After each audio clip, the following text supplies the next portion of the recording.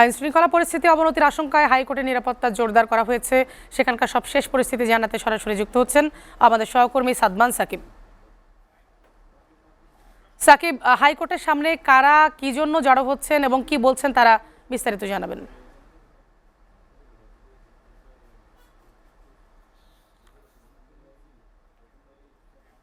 রূপা, আপনি দেখতে পাচ্ছেন যে আমার ঠিক পেছনেই সেনাবাহিনী এবং ট্যাঙ্ক এবং আমার সামনে পুলিশের যে মানব প্রাচীর যেটাকে বলে, যে পুলিশ খুব হাইকোর্টের যে সামনের অংশ রয়েছে সেই সামনের অংশ ঘিরে রেখেছে নিরাপত্তা জোরদার করার জন্য, এবং পেছনে সেনাবাহিনী এবং তাদের ট্যাঙ্ক নিয়ে দাঁড়িয়ে আছে।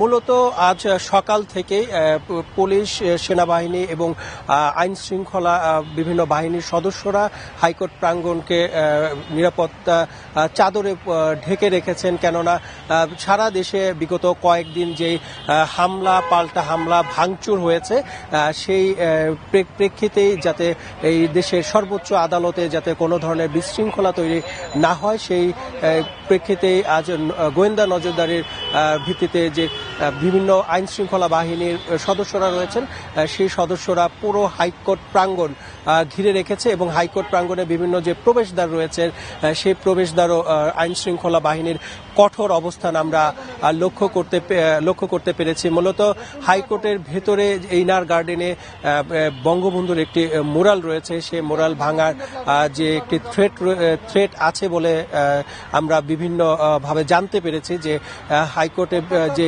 বঙ্গবন্ধুর যে মুরাল আছে সেই মুরাল ভাঙার জন্য কোনো একটি পক্ষ এখানে আসতে পারে।